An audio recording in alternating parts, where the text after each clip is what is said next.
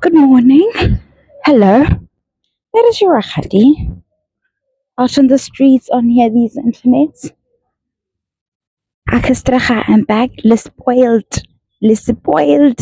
Yo. I used to think y'all don't know how to speak or something, or it's such a vibe. No, no, no, you do. Just when you want to. Just when you want to let me know the voice over more like Rahadi, this is not our vibe, girl. Anyway, keep me company on my walk and let's get into this. I don't know how I was placing this camera last. So yesterday I told you guys that I was listening to Chloe from Geordie Shore on that podcast with Paul. Is he saying him Branson or whatever? I keep forgetting that man's surname and I don't know why. But anyway, I was listening to Chloe and stuff, and Chloe talks about being dyslexic. And just a week ago, I was listening to Patricia Bright's podcast, The Break Platform. And I chose some random episode where she was interviewing another influencer, fitness influencer girl. I'm not familiar with her, so her name didn't stick, but I'll go back and find it for you guys. And I will put it somewhere on the screen. And that girl also spoke of being dyslexic and being super into sport and stuff. And both these women, through the assistance of reality television, the other through social media influencing, have managed to chart themselves very impressive careers.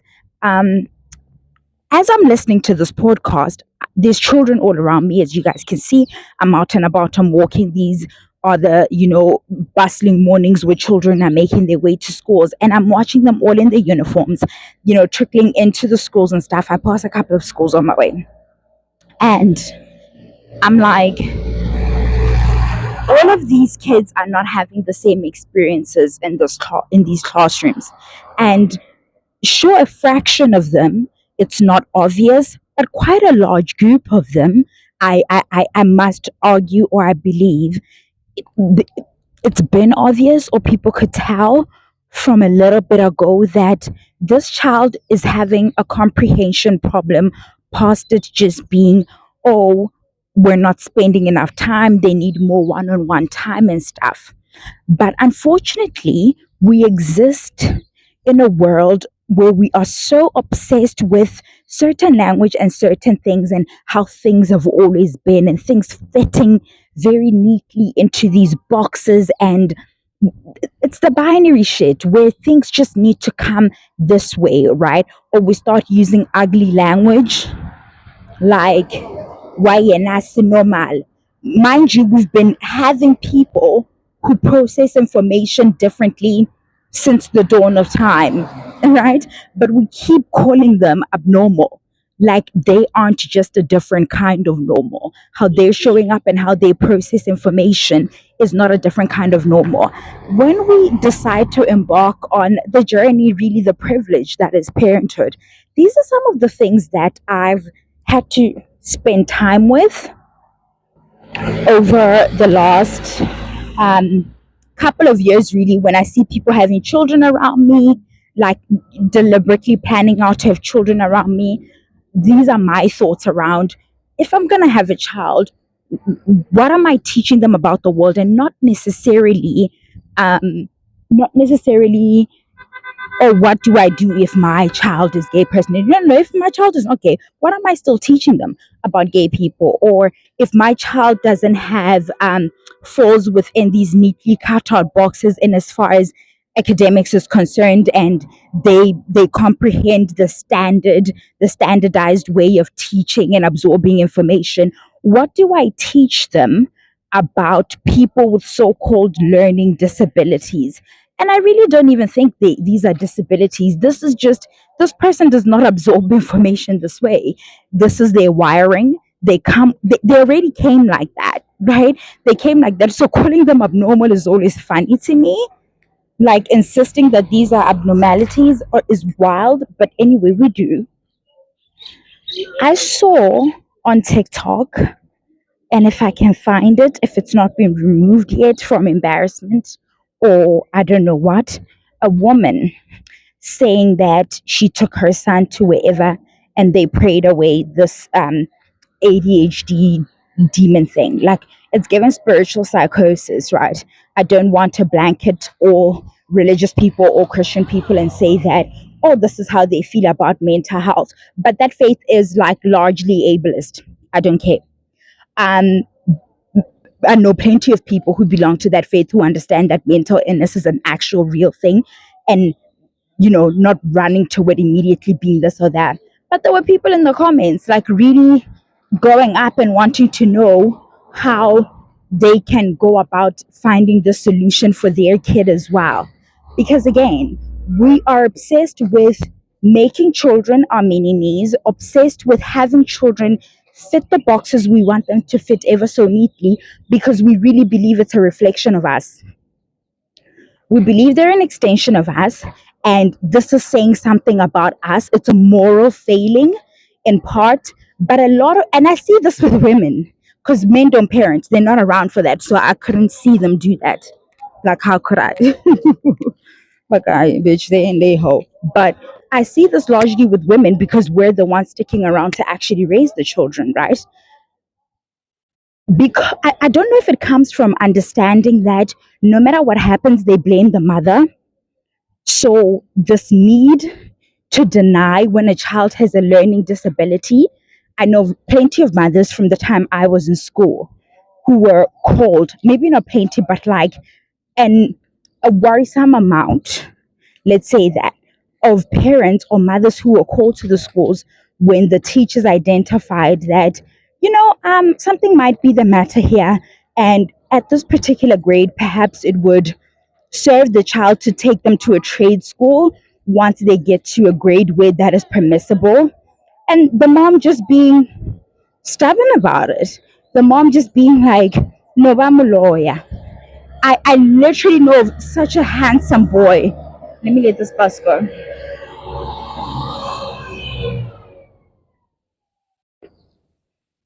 Oh, what a handsome boy. And I didn't go to primary school with him. I went to high school with him. But the people who were in high school with that also happened to go to primary school with him were also like, no, from the time we're in primary school, the mother has been saying that, give a lawyer and stuff. The mom is a traditional healer. So this is why I said I don't want to blanket this as some sort of like simply Christian psychosis. It's just a spiritual psychosis where people feel like the child should know how to read and write, and being dyslexic or being anything that's not fitting neatly into those boxes, we must find the blame. There's nothing to blame. This is just the way a child came. If you weren't so obsessed with making sure that your child is the exact version of you or not embarrassing you in front of others, or are people going to call my kid dumb because we say things like that? If you weren't too concerned with that and you were more preoccupied with understanding that your responsibility to this human being that you decided to bring into the world as to guide and support them as they show up, not how you wish for them to show up in the world. If we removed the ego out of parenting, this is not me judging parents, right? Because I haven't birthed anybody, right? It's not that. It's just an observation now that you're doing more harm than good when you're trying to force your child to adhere to these. Maybe that's the other thing about standard learning, is that we don't do the teaching around it enough to say this is what we've come to do as a society, because we've noticed that a large group of us seem to absorb information that way. That said, there's going to be a group of us that doesn't, and like, normalize it, I suppose. Don't make it this thing that if your child is not falling into this like large majority of people who are absorbing information this one particular way. And some of us are not absorbing that information with ease, right? We've had to do a lot of work and we continue to struggle with it. It wasn't easy. I've explained to you guys how my reading and writing was delayed. I think I have explained that in a few videos. And maybe that's why I feel the things I feel around education and stuff, and especially around how they teach Black kids. I don't like it at all. I think it sets them up for failure so they can continue to supply skilled labor industries where you grind the body down and underpay the black body. It's deliberate. It doesn't make sense. And then the couple of us that don't fall through the cracks, and I say us very loosely because I went to different schools, right? Why are we teaching children the way we're teaching them? This model of having them do their home language from grade 1 to grade 3, and then from grade 3 start like automatically switch the language of instruction to English. And then when the children aren't comprehending, we're like, they're slow.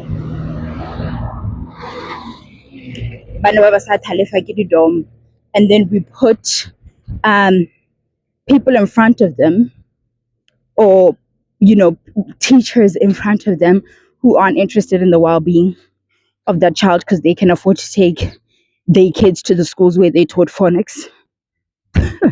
Like, okay, okay, let's act like we don't see that. But anyway, coupled with all of that structural stuff, deliberate stuff, to have the black child falling by the wayside is our thinking. Chloe has been running a salon now for 5 years, I believe. Um, the other girl I speak of, the other influencer girl, and I'm so sad I forgot her name because I think it's disrespectful to just refer to somebody as the other girl. Recording because my mic died, but there's a little boy here who clearly also doesn't need to be here because like right now in the middle of now, like go to class. He doesn't want to go to class. He needs to be in an agricultural program. Okay, I get him in peace. And then I had to get busy with my day, and I got busy trying to finish up this video for you guys. I think our ads are back up. They should be because I got my pin. And it says they're back up. So I'm not sure if you're seeing them. Do me a solid. When you have time, please do go back and just have the other videos that I put out when we weren't, when our monetization was suspended. Could you go back? Like just when you have nothing to do, really play it in the background and whatever, and just let the ads run for me so I can buy sanitary towels. That's not even what I want to do with the money from this channel. Actually, I want to get stuff for the channel and stuff. Okay, let's try to get back into it. If I find, I will go look for that podcast and that young lady's name, and I'm going to put it somewhere on the screen, okay? So we can get into it. But the point is, these aren't the only I think of them now because they're young and they're relevant to the conversation I'm having. But I believe, like, most famously, like for years, it would always constantly hear about how, as a Sir Richard Branson, whatever, the Virgin Active guy, I believe, is he a billionaire? I think so. And they're not innocent billionaires. We know this. So even with your dyslexia, you could also grow to be a little tyrant. It will not restrict you. What will restrict you, however, and what restricts a lot of black children, in my opinion, is their guides. So their parents, their guardian, whomever is tasked with the responsibility of raising and guiding this person. Those people and their egos get in the way, and we end up with a situation where instead of helping this person, you're busy trying to make them fit a mold that they're not built for. The obsession, again, with trying to make sure that things go into this little box just like so and stuff. That stuff is not helpful. I understand why as black people we try to get away from like artisanal work and things like that. Those are the spaces where the body gets really grind down, and not always the labor for that kind of work.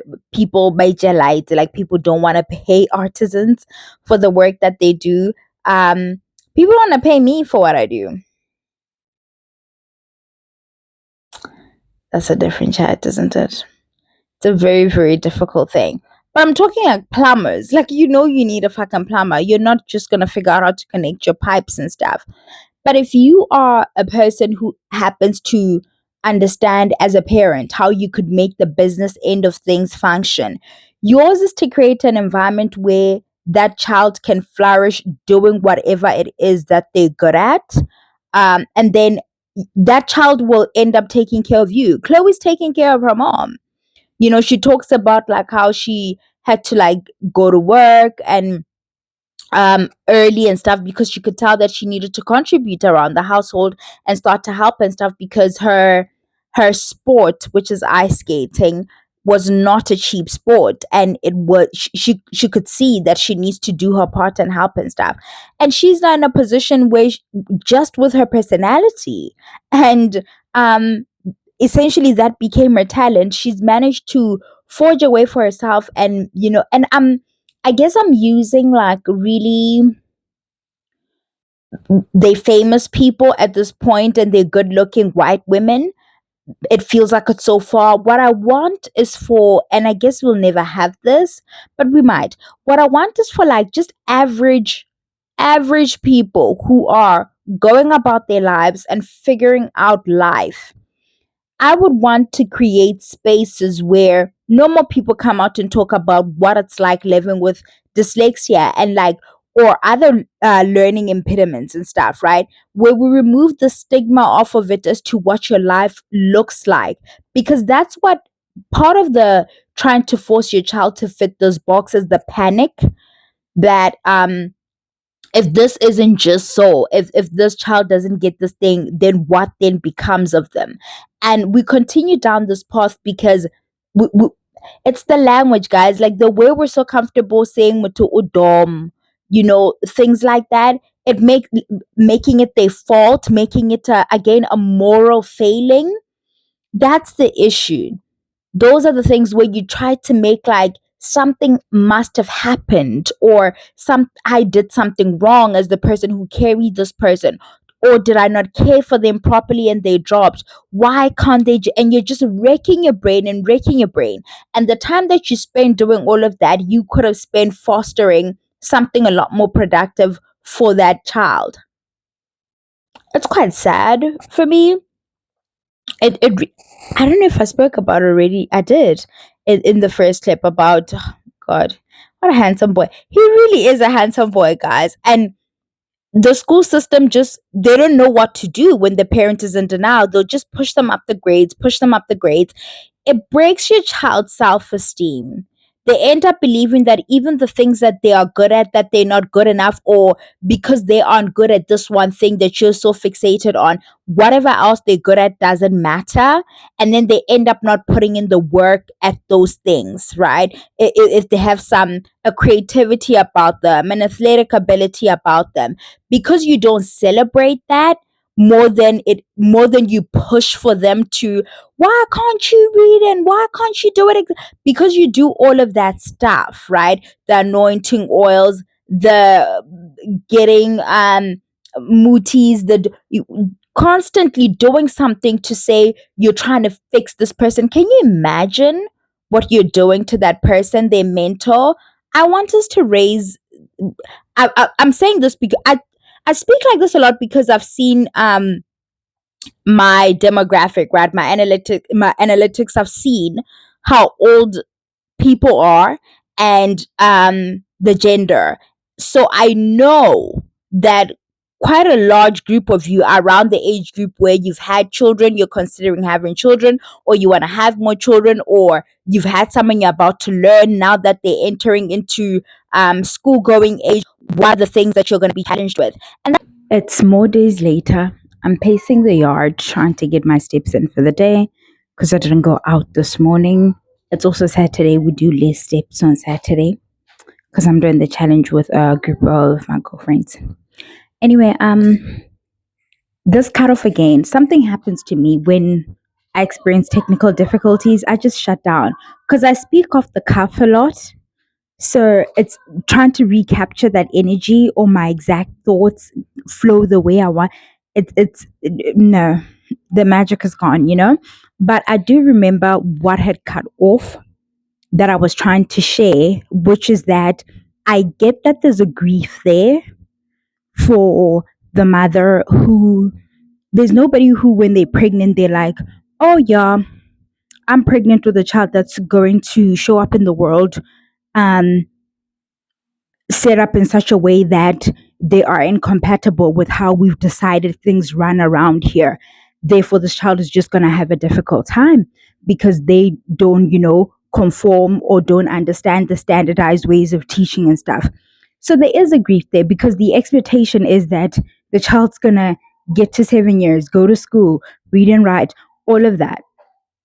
It's not to invalidate that grief, it's to say that can't delay the child's progress. While we're now denial jao that's all I'm saying. And I'm saying if you're going to be the person to point out to a family member that, hey, this is what I'm noticing in the child or whatever, also create room for that person to come to you and be vulnerable and say, this is hard. Because I think it should be hard. It should be hard because your child is having a hard time and that should be a hard thing for you to see. But it's not for you to ignore. Okay, it's not a reason to look away and say, oh no, if I just look away, it's going to come like together, it's going to work itself out. It's not going to do that. It's simply not. That's literally all I had said at the end of the video when it cut out. But I obviously had to come back and tidy this up.